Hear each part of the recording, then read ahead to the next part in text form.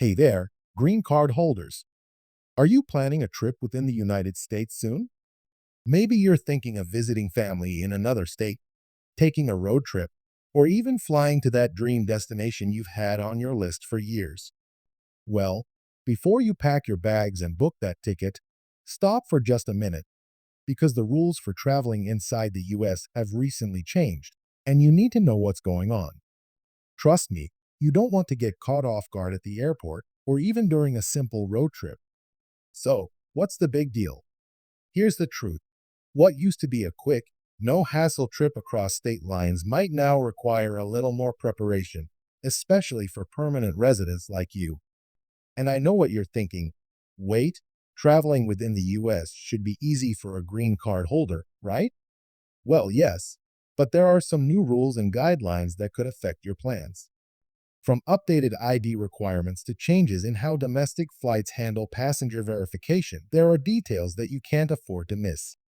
Here's something most people don't realize. Even though you're not leaving the country, certain travel situations might put you in front of immigration officers or require additional documents you didn't expect to show. And if you're not prepared, that could mean delays, stress, or even being denied boarding.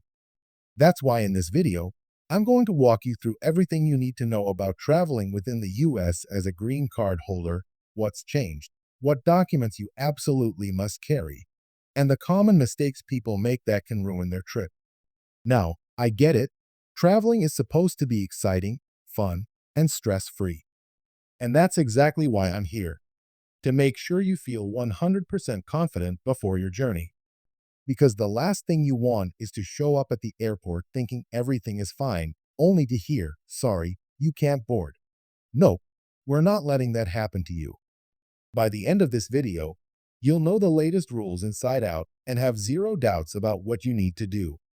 So, whether you're flying from New York to California or driving from Texas to Florida, you'll be prepared, informed, and ready to enjoy your trip with complete peace of mind.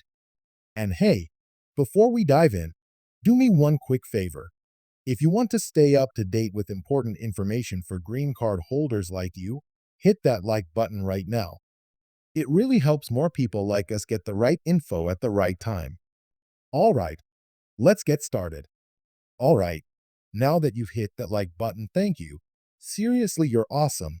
Let's dive straight into the heart of what's changed and what you need to know. Picture this. You're lining up at the TSA checkpoint, suitcase at your side, excitement buzzing in your veins for that cross-country visit. But then, the agent asks for ID. And suddenly, you're second-guessing whether what you have in your wallet actually cuts it anymore. That's exactly why we're having this conversation today, so you're not left scrambling last minute. So first things first, the big headline here is Real ID. Starting May 7th, 2025, federal law says that anyone age 18 or older flying domestically in the US must present a Real ID compliant driver's license or ID, or have an alternate accepted ID like a passport, global entry card, or yes, even your green card is officially on that list, so you're covered there too. The rule means that what once seemed like a perfectly acceptable driver's license might now hold you back because the plain, old-school IDs aren't valid for TSA anymore.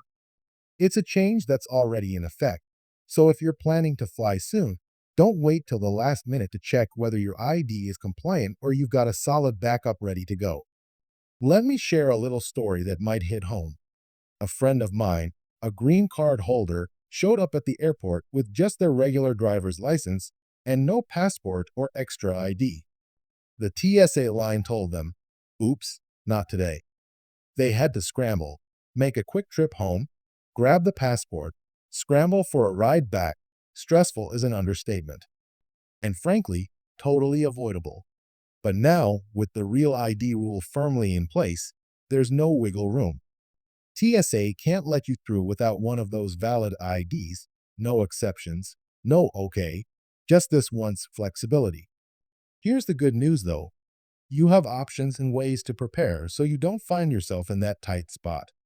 If your usual ID isn't Real ID compliant, head to your local DMV soon, because yes, it may take some time to get processed.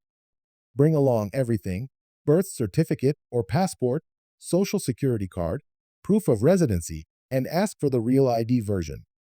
And don't assume your state-issued driver's license is real ID just because your state is compliant. Double check that they stamp the little star or flag, that universal sign you're good to go. Now, as a green card holder, you're in a slightly different shoes. If you've got your green card with you, that already counts as an acceptable ID for boarding according to the official Real ID rules. That's great news. Means you don't necessarily need a real ID if your green card is valid and on hand. Over time, though, having a real ID could still make your life easier, especially for non-airport situations like accessing federal buildings or military bases where such ID is required. Another layer here, which doesn't come up often but is worth touching on, is that for green card holders, domestic travel has largely remained safe. You typically won't face immigration checks inside the US just for being a lawful permanent resident, so don't let the noise online freak you out. That said, carry your green card or a valid alternate just in case any official asks. It's not about fear, it's about being smart and showing you know your rights. Now, I do want to address something that's creeping into conversations. Even though domestic travel is low risk, there's been growing uncertainty thanks to news stories about increased scrutiny, detentions, or even denied re-entry for green card holders, mostly out during international trips. If you're staying inside the borders, your status should be safe.